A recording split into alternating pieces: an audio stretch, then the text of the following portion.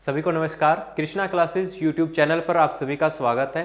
आज के इस क्लास में हम लोग फिजिक्स के जो हमारे पिछले पेपर हुए थे हरियाणा स्टाफ सिलेक्शन कमीशन के, उसके अंदर फिजिक्स के जितने भी क्वेश्चन पूछे गए थे उन क्वेश्चंस में से कुछ एक क्वेश्चंस का कलेक्शन आज हम डिस्कस करने वाले हैं, जिससे हमें एक एग्जाम पैटर्न का पता चलेगा और हमें ये पता चलेगा कि हमें क्वेश्चंस को अटेम्प्ट कैसे करना है पेपर के अंदर। बहुत कम समय में हमें ज़्यादा से ज़्यादा क्वेश्चंस को अटेम्प्ट करना है और उन्हीं सारी चीज़ों के ऊपर आज हम बात करने वाले हैं। तो चलिए स्टार्ट करते हैं। पहला क्वेश्चन है हमारे सामने कि निम्नलिखित में से किस सामग्री में कोई मुक्त इलेक्ट्रॉन नहीं होता। यह कह रहा है आपके सामने चार प्रकार की जो सामग्री है या फिर कह सकते हैं हम इंस्ट्रूमेंट दिए गए हैं, चार ऑप्शंस दिए गए हैं। इन चारों में यह कह रहा है कौन सी ऐसी सामग्री है जिसके अंदर फ्री इलेक्ट्रॉन नहीं है। मुक्त इलेक्ट्रॉन का मतलब है सर फ्री इलेक्ट्रॉन नहीं है। और इलेक्ट्रॉन क्या होते हैं, इलेक्ट्रॉन कहां होते हैं। कोई भी अगर हम बात करें किसी भी एटम की, किसी भी परमाणु की, तो किसी एटम के अंदर जो उसका न्यूक्लियस होता है, नाभिक होता है, उसके अंदर होते हैं न्यूट्रॉन प्लस प्रोटॉन। ये हुआ इसका नाभिक। और नाभिक के बाद इलेक्ट्रॉन जो होते हैं इसके चारों ओर चक्कर लगा रहे होते हैं, अपने अपने ऑर्बिट के अंदर चारों ओर चक्कर लगा रहे होते हैं। ठीक है भाई। अब ये क्या होता है, पहले ऑर्बिट के अंदर होते हैं 2 इलेक्ट्रॉन, दूसरे के अंदर होते हैं 8 इलेक्ट्रॉन। इस तरह से इलेक्ट्रॉन की संख्या जो है वो अपनी बढ़ती जाती है जैसे जैसे ऑर्बिट बढ़ता जाता है। अब क्या होता है, ये जो इलेक्ट्रॉन है, बाहर वाला जो ऑर्बिट होता है, इसके अंदर जो इलेक्ट्रॉन है पहले को छोड़कर बाकी जितने भी ऑर्बिट है, जितने भी इनकी कक्ष है, सभी के अंदर इन इलेक्ट्रॉन का आपस में बॉन्ड जो होता है न्यूट्रॉन इसके नाभिक के साथ, वो होता है 8 इलेक्ट्रॉन का। अगर 8 इलेक्ट्रॉन है तो ये आपस में एक क्लोजली बॉन्ड होंगे, एक दूसरे के साथ आपस में जुड़े हुए होंगे, तब इनको ऐसे इलेक्ट्रॉन को तोड़ना मुश्किल होगा। लेकिन अगर इनकी संख्या 8 से कम हो जाती है, अगर इनकी संख्या 7 इलेक्ट्रॉन, 6 इलेक्ट्रॉन, 5 इलेक्ट्रॉन, इस तरह से कुछ हो जाती है, या फिर 8 से ज्यादा हो जाती है 9 इलेक्ट्रॉन। 9 इलेक्ट्रॉन हो गया तो 8 इलेक्ट्रॉन है तो बॉन्ड होंगे, 1 इलेक्ट्रॉन जो है वो फ्री हो जाएगा। और जब अपनी विद्युत चलती है, जब बिजली किसी भी धातु में से चलती है, तो उसके अंदर क्या होते हैं, ये जो फ्री इलेक्ट्रॉन होते हैं ना, यही मूव करते हैं। ठीक है। ये जो आपस में बॉन्ड है, आपस में जो बंधे हुए इलेक्ट्रॉन है, ये मूव नहीं करते। जो फ्री वाले इलेक्ट्रॉन है, ये वाले इलेक्ट्रॉन मूव करते हैं। तो अब ये कह रहा है निम्नलिखित में से बताओ जिसके अंदर कोई फ्री इलेक्ट्रॉन नहीं है। अब फ्री इलेक्ट्रॉन नहीं है, इसका मतलब उसमें से विद्युत धारा नहीं चलेगी। और विद्युत धारा किसमें से नहीं चलती, उसमें से विद्युत धारा नहीं चलेगी। और जिसमें से विद्युत धारा नहीं चलती उसे हम बोलते हैं विद्युत का कुचालक, या फिर यहां पर हमारा ऑप्शन होगा अचालक, कि जिसमें से विद्युत धारा नहीं चल सकती उसको हम क्या बोलते हैं, अचालक बोल सकते हैं। क्यों नहीं चल सकती, क्योंकि इसके अंदर फ्री इलेक्ट्रॉन नहीं है, मुक्त अवस्था में इलेक्ट्रॉन नहीं है, इसीलिए इसके अंदर से विद्युत धारा जो है वो नहीं प्रवाह हो सकती। ठीक है जी। अब अचालक की जगह कुचालक भी लिखा मिल सकता है, कुचालक। ठीक है जी। चलिए आगे बढ़ते हैं। अगला क्वेश्चन है हमारा, एक भौतिक राशि जिससे उसके परिमाण, लंबाई, वजन आदि जो भी उसके परिमाण होते हैं और दिशा दोनों के द्वारा दर्शाया जाता है, उस राशि को क्या कहते हैं। यह कह रहा है कोई भी फिजिकल क्वांटिटी है हमारे सामने, कोई भी फिजिकल क्वांटिटी है, कोई भी भौतिक राशि है, और उस राशि की क्या है, उसके परिमाण तो है, उसकी लंबाई है, उसकी वजन है उसके अंदर, लेकिन उसके साथ साथ उसकी डायरेक्शन भी है, उसकी दिशा भी है। ऐसी राशि को हम लोग क्या कहेंगे, तो जिस राशि की दिशा भी हो उसको हम बोलते हैं सदिश राशि। क्या बोलते हैं भाई, सदिश राशि। इंग्लिश में इसे कहते हैं भाई वेक्टर क्वांटिटी। क्या कहते हैं, वेक्टर क्वांटिटी। तो यहां पर ऑप्शन होगा ए, सदिश राशि। अब ये सर वेक्टर क्वांटिटी क्या होती है, इसके कोई एग्जांपल, कोई उदाहरण। बिल्कुल सर, इसका एक सबसे अच्छा उदाहरण है हमारा दूरी और विस्थापन के बीच में, दूरी और विस्थापन। अगर इन दोनों के बीच में क्या डिफरेंस है ये समझ में आ गया तो हमें सदिश और अदिश के बारे में भी समझ आ जाएगा। क्या डिफरेंस है, देखिए दूरी क्या होती है। मान लीजिए ये कोई आपकी वस्तु पॉइंट ए पर थी, ये आपका कोई पॉइंट बी है और आपको पॉइंट ए से पॉइंट बी पर जाना है। आप चाहे इस रास्ते से गए या पहले पॉइंट सी पर गए और पहले फिर पॉइंट बी पर गए, या आप कोई पॉइंट यहां पर लिखा था डी, पहले यहां गए, फिर यहां पर कोई पॉइंट था हमारा ई, ठीक है, फिर यहां पर कोई हमारा पॉइंट था ई, आप मान लो इस ई पॉइंट पर गए, फिर आप आए बी पॉइंट पर, ठीक है। तो आपकी दूरी क्या होगी? दूरी वो होगी जितना रास्ता आपने चल करके तय किया। मान लीजिए अगर सी पर गए थे तो 5 मीटर आप यहां चले और 7 मीटर आप यहां चले, तो आपकी दूरी हो जाएगी 12। अगर इस रास्ते से गए, मान लो ये रास्ता है 10 मीटर, तो आपकी दूरी हो जाएगी 10 मीटर। पहले आप डी पर गए, फिर ई पर गए, फिर बी पर गए, मान लीजिए ये चले 7, ये चले 3, ये चले आप 9, तो क्या हो जाएगी 10 और 9 19, तो आपकी दूरी हो जाएगी 19। यानी दूरी वो होती है जिस रास्ते से आप जा रहे हो, इसके अंदर डायरेक्शन का कोई मैटर नहीं, किसी भी डायरेक्शन में जा रहे हो।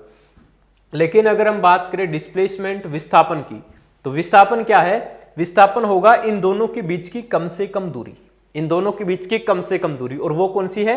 वो है 10 मीटर। वो आपकी कौन सी है भाई? वो है आपकी 10 मीटर।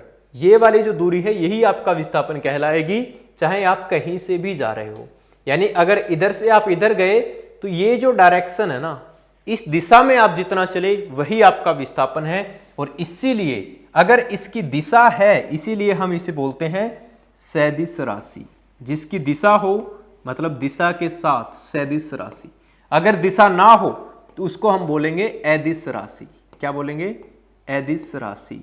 अब यहां पर जो दूरी है, दूरी की कोई दिशा नहीं है सर, पहले इधर जा रही थी तो भी दूरी इतनी अलग हो रही थी, यहां जा रही थी तो दूरी अलग हो गई, यहां जा रही थी तो दूरी अलग हो गई। यानी दूरी की कोई दिशा नहीं है तो दूरी कैसी राशि हो जाएगी? अदिश राशि हो जाएगी। विस्थापन की अपनी दिशा है, अपनी डायरेक्शन है, तो ये कैसी राशि हो जाएगा भाई? सदिश राशि हो जाएगा। तो ऐसी राशि जिसकी अपनी दिशा हो उसे बोलते हैं सदिश राशि। चलिए आगे बढ़ते हैं। अगला क्वेश्चन है, किसी भौतिक राशि का एसआई मात्रक जो है वो ओम होता है। ठीक है, ये 4 भौतिक राशियां हमारे सामने दी गई है, 4 फिजिकल क्वांटिटी दी गई है। ये पूछ रहा है इसमें से ऐसी कौन सी राशि है जिसका एसआई मात्रक ओम है? तो वो किसका होता है? वो होता है प्रतिरोध का। किसका? प्रतिरोध। प्रतिरोध का एसआई मात्रक क्या होता है भाई?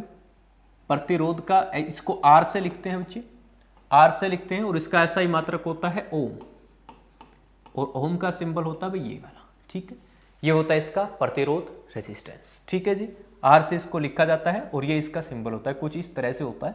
ठीक है, तो ये किसका है? विद्युत प्रतिरोध, इलेक्ट्रिक रेजिस्टेंस का। अगला क्वेश्चन है, आंख के निम्नलिखित भाग में से कौन सा भाग है मुख्य फोकसिंग तत्व है? ये कह रहा है आंख के इसने 4 भाग दे दिए, प्यूपिल दे दिया, पुतली, रेटिना, कॉर्निया या फिर आइरिस।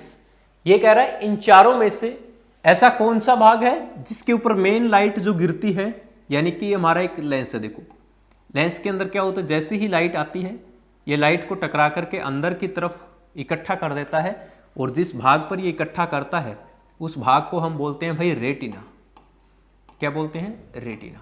ठीक है, अब ये कह रहा है कि जो मुख्य फोकसिंग है, मुख्य फोकसिंग कौन सा भाग है या कि जिसके ऊपर लाइट पड़ती है सबसे पहले, वो पड़ती है भाई अपनी आंख का जो सामने वाला जो भाग होता है ना। ठीक है, ये जो गोल गोल जो आपकी आंख में दिख रहा होता है, इसके अंदर जाने के बाद जो यहां पर देखिए, मान लीजिए किस तरह होती है, देखिए ये इस तरह से आपकी आंख होती है मान लीजिए, और यहां पर आपका होता है लेंस। ठीक है, लेकिन ये यहां पर ना थोड़ी सी ऊपर उठा हुआ जो भाग होता है, ये वाला जो भाग है ना, ये वाला जो भाग, ये वाला जो भाग, इस भाग को बोलते हैं हम कॉर्निया। और जो लाइट आती है, जो प्रकाश आ रहा है, वो सीधा का सीधा इसी भाग पर आ रहा है, तो यहाँ पर राइट आंसर क्या हो जाएगा आपका? कॉर्निया जो होता है। और मानव आंख के अंदर जो दान किया जाता है वो यही भाग किया जाता है भाई, यही वाला भाग जो कॉर्निया होता है। ठीक है, ध्यान रखना आपको। मानव आंख में जब नेत्र दान करते हैं तो कौन सा भाग दान किया जाता है मानव आंख का? तो कॉर्निया दान किया जाता है। ठीक है जी, और यही भाग क्या होता है? मुख्य फोकसिंग पॉइंट होता है। मेन जो फोकस पड़ता है वो इसी भाग पर पड़ता है। चलिए आगे बढ़ते हैं। अगला क्वेश्चन, क्वेश्चन कह रहा है जी, पृथ्वी का वातावरण का गर्म होना खालिस्तान का एक उदाहरण है। ये कह रहा है जी हमारा जो एटमॉस्फेयर है, हमारा जो वायुमंडल है, वो लगातार गर्म हो रहा है। वायुमंडल जो है ये लगातार गर्म हो रहा है। इसका गर्म होने का जब भी ये गर्म होता है तो क्या कारण है? संवहन कारण है, विकिरण कारण है, संवाहन लिखा है, ठीक है, वाष्पीकरण, ठीक है। यहां पर संवाहन नहीं लिख के चालन लिखना चाहिए था, इसको चालन। ये कह रहा है इनमें से कौन सा कारण है। देखिए ये जो सारे के सारे इसने जो एग्जाम्पल, ये जो उदाहरण दिए हैं, ये दिए हैं हीट के, किसके? हीट के ट्रांसफॉर्मेशन के, हीट एक जगह से दूसरी जगह, ठीक है, हीट के स्थानांतरण के, ऊष्मा के स्थानांतरण के एग्जाम्पल है, तरीके हैं स्थानांतरण के कि किस तरीके से ऊष्मा के अंदर, हीट के अंदर स्थानांतरण होता है। हीट जो है एक जगह से चल करके दूसरी जगह पहुंचती है, तो विकिरणों के माध्यम से भी चलती है, चालन के माध्यम से भी, संवहन के माध्यम से, वाष्पीकरण होता है, भाप बनना, ये कोई तरीका नहीं है। तो देखिए ये कह रहा है हमारा एटमॉस्फेयर गर्म हो रहा है, तो इसका कारण क्या है? देखिए ये हमारी अर्थ है, ठीक है, धरती माता है, पृथ्वी है, पृथ्वी के ऊपर है हमारा वायुमंडल, जिसके अंदर बहुत अलग अलग प्रकार की क्या है? गैसें हैं।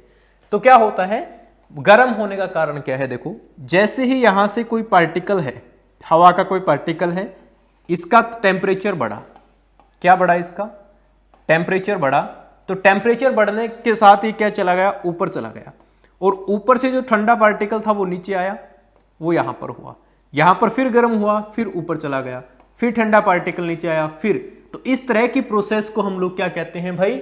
संवहन कहते हैं। क्या कहते हैं? संवहन कहते हैं।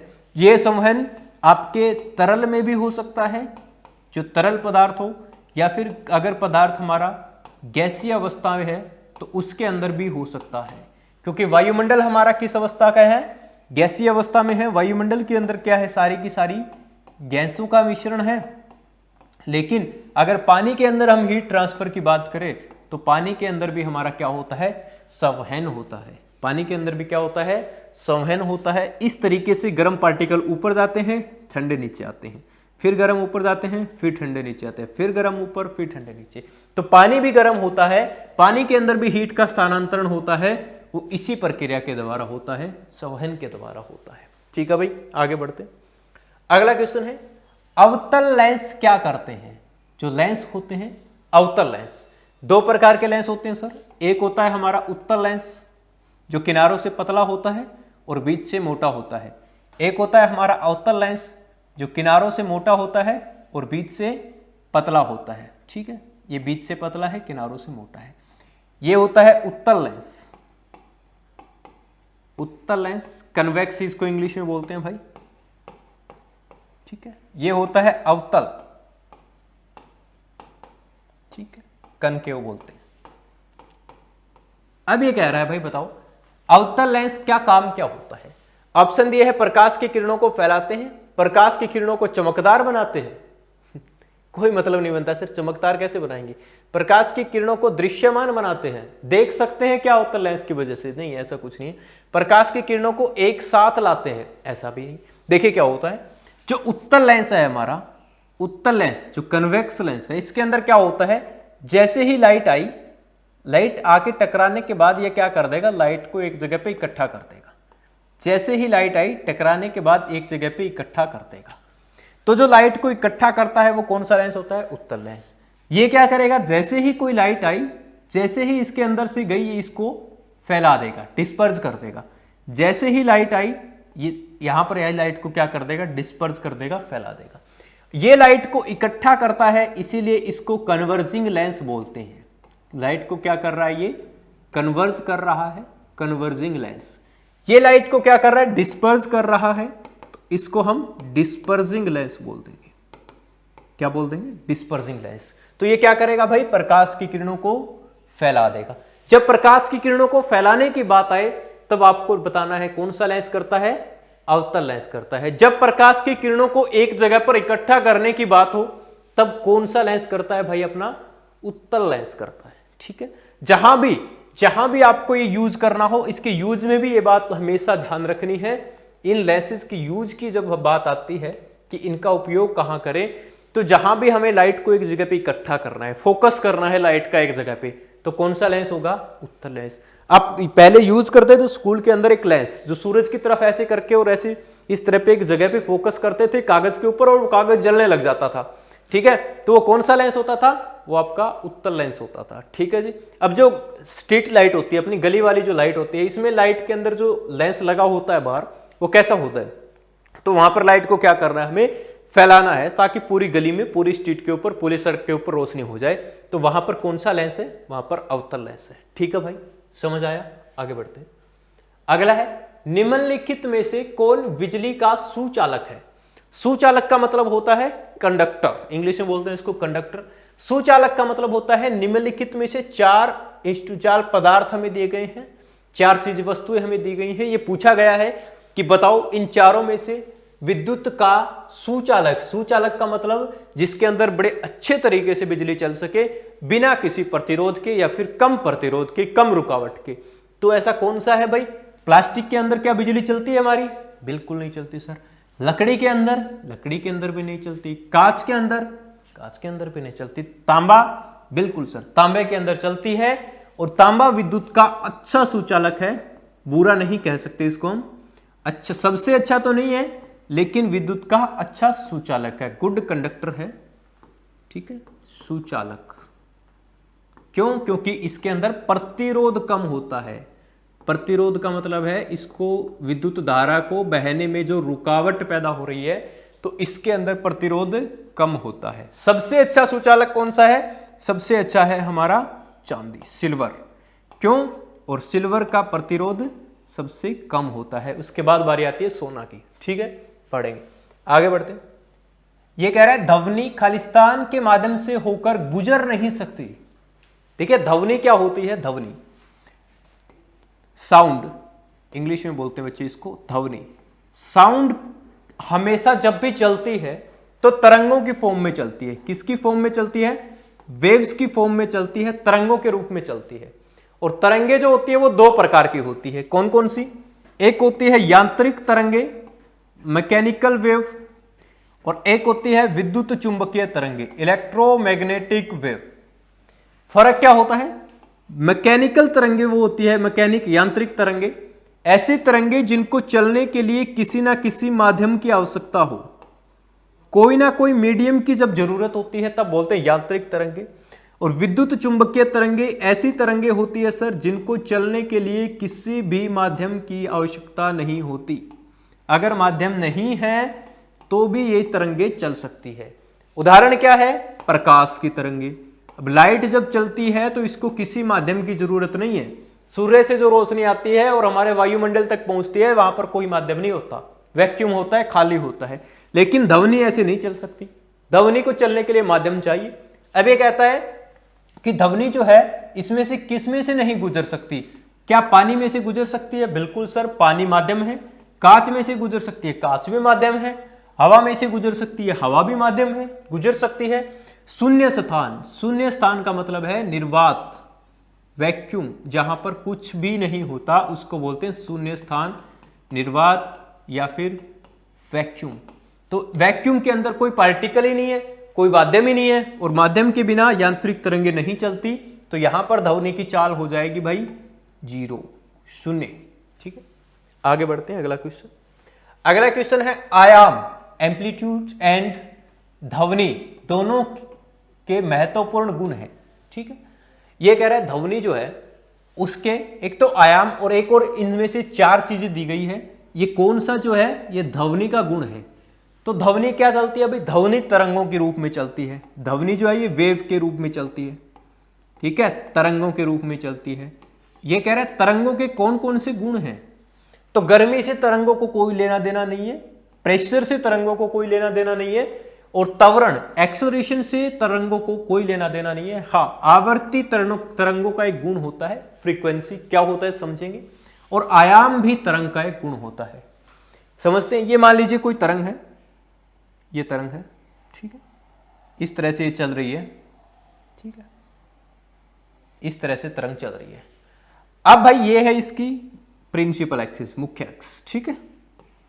अब ये एक मेन पॉइंट है, प्लेन सरफेस है, इसके ऊपर जो पार्टिकल है, ये पार्टिकल ऊपर जा रहा है, फिर पार्टिकल नीचे आ रहे हैं, ठीक है, पार्टिकल ऊपर जा रहे हैं, पार्टिकल नीचे आ रहे हैं, पार्टिकल ऊपर जा रहे हैं, पार्टिकल नीचे आ रहे हैं, ठीक है। तो ये जो अधिकतम कितनी ऊंचाई तक जा सकता है, ये वाली जो डिस्टेंस है इसको हम बोलते हैं आयाम। क्या बोलते हैं? आयाम, किसी भी तरंग का आयाम। और कोई तरंग ये देखिए चल रही थी और यहां तक पहुंचते हुए इसने एक चक्कर पूरा कर लिया, ये चल रही थी यहां तक पहुंचते इसने 2 चक्कर पूरे कर लिए। तो कोई भी तरंग 1 सेकंड में, कोई तरंग 1 सेकंड में कितने चक्कर पूरे करती है, वो ही होती है उसकी आवृत्ति। कि 1 सेकंड में कितने चक्कर पूरे कर लिए। अगर इसने 1 सेकंड में 50 चक्कर पूरे कर लिए तो इसकी आवृत्ति हो जाएगी 50 हर्ट्ज। आवृत्ति का मात्रक होता है, आवृत्ति को इंग्लिश में बोलते हैं फ्रीक्वेंसी। क्या बोलते हैं? Frequency.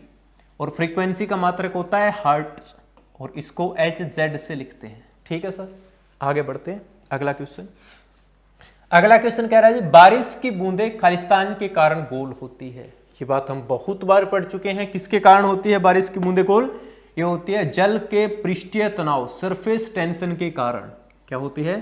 Surface tension. Surface tension में कम से कम स्थान घेरने की कोशिश करती है ये, और जब कम से कम स्थान घेरने की कोशिश हो तब हम कह देंगे जी सरफेस टेंशन, पृष्ठीय तनाव हो रहा है। अगला है, अगला कह रहा है सौर भट्टी में प्रयुक्त दर्पण का प्रकार कौन सा है। सौर भट्टी का मतलब क्या है भाई? ठीक है, ये कोई सौर भट्टी है, इसके अंदर सूर्य से जो लाइट आ रही है, सूर्य से जो हीट आ रही है, इसको एक जगह पर हमें इकट्ठा करना है। क्या करना है? एक जगह पर इकट्ठा करना है सौर भट्टी के अंदर। अब क्या है, कौन सा दर्पण का यहां पर इस्तेमाल किया जाता है? कौन से दर्पण का? तो हम उसी दर्पण का इस्तेमाल करेंगे भाई जो लाइट को इकट्ठा करता हो, लाइट को कन्वर्जिंग करता हो, कन्वर्ज करता हो एक जगह पे। तो दर्पण होते हैं 2 प्रकार के, देखो एक ये दर्पण है और एक ये दर्पण है। अभी ये दर्पण नहीं बने, दर्पण कब बनेंगे? जब इनके एक साइड पे पेंट किया जाएगा। किसका? सिल्वर नाइट्रेट का। ठीक है, प्रोसेस को क्या बोलते हैं? सिल्वरिंग या फिर रजतीकरण। ये देखो सर, ये हुआ हमारा अवतल, उत्तल, ये हुआ हमारा अवतल, और ये है हमारा उत्तल। तो ये क्या करेगा? लाइट आई, लाइट को एक जगह पे इकट्ठा कर देगा, लाइट आई एक जगह पे इकट्ठा कर देगा। ये क्या करेगा? लाइट आई इसको फैला देगा, ये क्या कर, लाइट आई इसको फैला देगा। तो सौर भट्टी में हमें क्या चाहिए? सौर भट्टी में तो हमें प्रकाश को एक जगह पे इकट्ठा करना है। तो इकट्ठा करना है तो किसका यूज करेंगे हम? अवतल दर्पण का। तो यहां पर राइट आंसर क्या आ जाएगा आपका? अवतल दर्पण। ऑप्शन नंबर बी आपका सही आंसर होगा। चलिए आगे बढ़ते हैं। अगला क्वेश्चन, अगला क्वेश्चन कह रहा है जी, वह उपकरण जो ध्वनि को विद्युत तरंगों में परिवर्तित करता है। जो हम बोल रहे हैं, जो हम बोल रहे हैं वो क्या है? ध्वनि है, साउंड है। ठीक है, अब क्या है? एक ऐसा इंस्ट्रूमेंट जो इस ध्वनि को बिजली के अंदर कन्वर्ट कर दे, इसको विद्युत के अंदर परिवर्तित कर दे, वो कौन सा होता है? ठीक है, इनमें से कौन सा है बताओ? स्पीकर है, माइक्रोफोन है, या आईसी है, या फिर ये स्टेरियोस्कोप है? देखिए क्या होता है, मैं बोल रहा हूं तो ध्वनि उत्पन्न हो रही है। क्या हो रही है? ध्वनि उत्पन्न हो रही है। अब जैसे ही ये जो माइक्रोफोन लगा है, ये क्या करेगा? इस ध्वनि को कैच करेगा, और ये जो एक वायर के माध्यम से इसको इलेक्ट्रिसिटी में, विद्युत में बदल देगा। ठीक है, किस में बदल देगा? विद्युत में। और ये विद्युत में बदलने के बाद जाएगी किसके पास? स्पीकर के पास। स्पीकर क्या करेगा? इसको, इस विद्युत ऊर्जा को वापस ध्वनि ऊर्जा में बदल देगा। ऐसा ही होता है। तो स्पीकर क्या करता है? ये विद्युत ध्वनि को, किसको? विद्युत ध्वनि को, विद्युत ऊर्जा को ध्वनि में बदल देगा, विद्युत ऊर्जा को ध्वनि में बदल देगा, साउंड में बदल देगा। लेकिन माइक्रोफोन क्या करता है? माइक्रोफोन क्या काम कर रहा है? जो मैं बोल रहा हूं ये ध्वनि है, इसको किस में बदल देगा? बिजली में बदल देगा, विद्युत में बदल देगा। तो राइट आंसर क्या हो जाएगा आपका? माइक्रोफोन हो जाएगा। चलिए आगे बढ़ते हैं। अगला क्वेश्चन हमारा, अगला क्वेश्चन क्या कह रहा है? डायनेमो क्या होता है? डायनेमो क्या होता है भाई? जो हमारा जनरेटर होता है जिससे हम बिजली बनाते हैं, उसके आगे लगा हुआ एक, मान लीजिए आपका कोई जनरेटर है, ठीक, तो इसके यहां पर एक डायनेमो लगा होता है। या फिर जब हम पानी से बिजली बनाते हैं तो नीचे जो टरबाइन घूमता है उसके पीछे एक डायनेमो लगा होता है। डायनेमो क्या करता है? ये बिजली बनाने के काम आता है। अब देखो इसमें जो ऑप्शन दिए गए हैं यहां पर कौन सा है? पहला है, यह एक ऐसा उपकरण है जो विद्युत चुंबकत्व के इस्तेमाल से डायरेक्ट करंट उत्पन्न करता है। बिल्कुल करता है सर, तो पहला ऑप्शन हमारा राइट। अगला क्या? यह आवर्तित विद्युत चुंबकीय की मदद से ऐसी शक्ति उत्पन्न करता है। संयोजित सेलों का एक समूह है। यह यांत्रिक उपकरण जो चुसाव, दबाव आदि ऐसा कोई लेना देना नहीं है सर। ये क्या करता है? ये विद्युत चुंबकत्व से करंट उत्पन्न करता है। क्या करता है? करंट उत्पन्न करता है। चलिए आगे बढ़ते हैं। अगला क्वेश्चन है जी, ये कह रहा है जी 5 प्रतिरोध दिए गए हैं, 5 रेजिस्टेंस दिए गए हैं। कौन कौन से हैं? चलिए भाई समझते हैं इनको।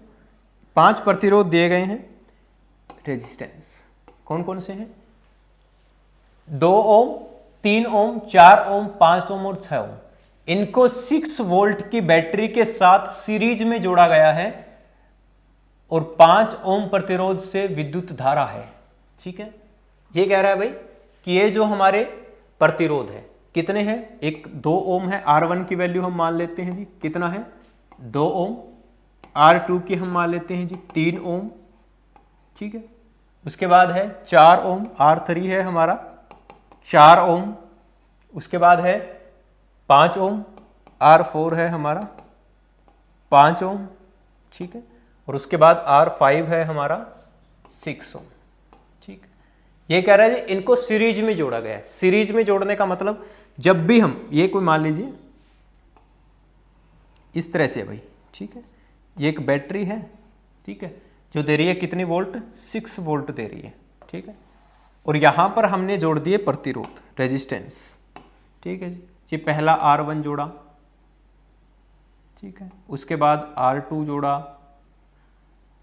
उसके बाद R3 जोड़ा, उसके बाद R4 जोड़ा, उसके बाद R5 जोड़ा। इनको सीरीज में जोड़ दिया।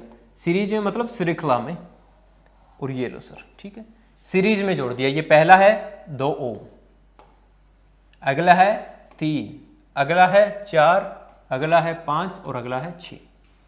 ये कह रहा है इसमें से विद्युत धारा कितनी प्रवाह करेगी, इसमें से कितना इलेक्ट्रिक करंट प्रवाह करेगा, कितना इलेक्ट्रिक करंट फ्लो करेगा। तो इसके लिए एक फार्मूला होता है भैया, V बराबर IR। क्या होता है? V बराबर IR। V का मतलब है वोल्टेज विभांतर, दो हमें दिया गया है 6 वोल्ट, तो V की जगह वैल्यू पुट कर देंगे 6 बराबर I। हमें I का मतलब होता है सर करंट, विद्युत धारा। ठीक है, यहां पर ये गलत दिया गया है। ठीक है, ये है विद्युत धारा, करंट।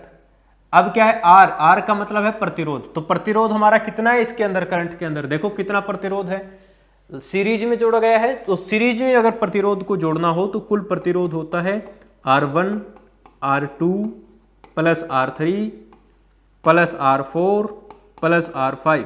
पांचों को जोड़ दिया। अब कितने हैं देखो, 2 और 3 5, 5 और 4 9, 9 और 5 9 और 5 14, 14 और 6 20। यानी कि कुल प्रतिरोध कितना है? 20 ओम है। कितना है? 20 ओम है। तो R की जगह हमने रख दिया 20 ओम। ठीक, अब I की वैल्यू निकालनी है तो 20 इधर चला जाएगा, तो I बराबर हो जाएगा बच्चे 6/20 एम्पियर। क्या हो जाएगा? एम्पियर। अब इसको आप भाग दे देना भाई, कितने पे जाएगा ये शायद 0.3 एम्पियर हो जाएगा, है ना। चलिए, तो ये आपका हो जाएगा बच्चे आंसर। ठीक है, ये फार्मूला आपको याद रखना है, कौन सा? V बराबर IR। और एक आपको बात और भी ध्यान रखनी है, V बराबर IR, कि अगर हम प्रतिरोध को सीरीज में जोड़ते हैं तो इनको सीधा हम ऐड कर देंगे। अगर इनको सीरीज में ना जोड़ता, श्रृंखला में ना जोड़ता, समानांतर कह देता, ये पैरेलल कह देता, तो क्या करते? जब पैरेलल अगर इनको जोड़ता, पैरेलल का मतलब एक यहां जोड़ दिया, एक यहां जोड़ देता, ठीक है, ऐसे एक यहां जोड़ देता, समांतर जोड़ देता, तब क्या होता? तब होता 1/R बराबर 1/R1 plus 1/R2 plus 1/R3 plus 1/R4। इस तरह से चलता रहता। ठीक है जी, ये है समांतर का फार्मूला और ये है अपना सीरीज का, अगर श्रृंखला में जोड़ा हो, पैरेलल जोड़ा हो और सीरीज में जोड़ा हो। आगे बढ़ते हैं। अगला क्वेश्चन है सर, एक समतल दर्पण से बनने वाले प्रतिबिंब हमेशा कैसे होते हैं? समतल दर्पण होता है जी प्लेन मिरर, जो आपके घरों में लगा होता है। अब प्लेन मिरर के अंदर क्या होता है जी, एक साइड देखो पेंट किया है, किसका? इतनी बार रिपीट कर चुके हैं, सिल्वर नाइट्रेट। किसका? सिल्वर नाइट्रेट का। अब क्या होता है, ये इसके अंदर जैसे ही आप यहां पर खड़े हैं, ठीक है, मान लीजिए ये है आप यहां पर खड़े हैं, तो आपकी इमेज कहां बनेगी? आपकी प्रतिबिंब कहां बनेगा जी? समतल दर्पण में पीछे बनेगा। कैसे बनेगा? पीछे बनेगा। अब यहां से जो लाइट जा रही थी ये यहां पर टकराई, ठीक है जी, यहां पर टकरा करके वापस आएगी, इधर जाएगी या फिर इधर जाएगी। क्या ये लाइट दूसरी तरफ गई? बिल्कुल नहीं गई सर, लेकिन इमेज दूसरी तरफ बन रही है। प्रतिबिंब तो यहां बन रहा है ना, इमेज तो यहां बन रही है। तो ऐसा क्यों हुआ? ऐसा किस वजह से हुआ? तो यहां पर हमें जो प्रतिबिंब बना वो वास्तविक नहीं बन रहा, वो आभासी बन रहा है। अगर ये प्रतिबिंब वास्तविक होता तो लाइट यहां पर टकराती, क्योंकि वास्तविक प्रतिबिंब तभी बनेगा जब लाइट वास्तव में टकराए। जब लाइट वास्तव में टकराए तो कैसा प्रतिबिंब बनता है सर? वास्तविक प्रतिबिंब बनता है, रियल इमेज बनती है। क्या बनती है? रियल इमेज, वास्तविक प्रतिबिंब। लेकिन जब लाइट वास्तव में ना टकराए तो आभासी प्रतिबिंब बनेगा। अब क्या लाइट यहां पर जा ही नहीं रही, लेकिन इमेज तो, जैसे ही आप शीशे के सामने खड़े होते हो घर पे, ये आपका दर्पण है, तो आप यहां पर खड़े हो रहे हो, ठीक है, अपने बाल वाल सेट कर रहे हो, तो कहां दिखाई दे रहे हो आप? पीछे। क्या पीछे कोई लाइट गई है? बिल्कुल नहीं गई। तो वो कैसा प्रतिबिंब होगा? जहां पर कोई लाइट रियल में ना टकराए, वैसे ही इमेजिनरी कोई चीज बन रही है, तो वो होगा हमारा आभासी प्रतिबिंब। कैसा होगा? आभासी प्रतिबिंब। तो समतल दर्पण के अंदर, प्लेन मिरर के अंदर हमेशा जो प्रतिबिंब बनता है वो कैसा बनता है भाई? आभासी बनता है। और कितना बनता है? कितना दूरी पर बनता है? पहले तो ये पता होना चाहिए कितनी दूरी पर बनता है। तो जितनी दूरी पर वस्तु है, अगर ये वैल्यू d1 है तो ये वैल्यू भी d1 होगी। साइज कितना बनता है? तो जितनी बड़ी वस्तु है, वस्तु के आकार का बनता है। सीधा बनता है, आभासी प्रतिबिंब हमेशा सीधे होते हैं, तो आभासी प्रतिबिंब बन रहा है, इसका मतलब ये सीधा भी बन रहा है। ठीक है जी, सीधा बन रहा है, लेकिन ये पार्श्व क्रम में उल्टा होता है। लेफ्ट साइड राइट दिखाई देती है, राइट वाली लेफ्ट दिखाई देती है। तो ये कुछ क्वेश्चन थे जो हमारे प्रीवियस पेपर्स में आए हैं। आई थिंक कि आपको समझ आ गया होगा। फिर भी अगर आपको समझ नहीं आया तो कमेंट बॉक्स में अपना जो भी डाउट है, जो भी आपकी क्यूरी है, जो भी आपका सजेशन है, वो आप दे सकते हैं। और चैनल को सब्सक्राइब करना ना भूलें। मिलते हैं बहुत जल्द एक नई क्लास के साथ। तब तक के लिए thank you so much. Bye bye, take care.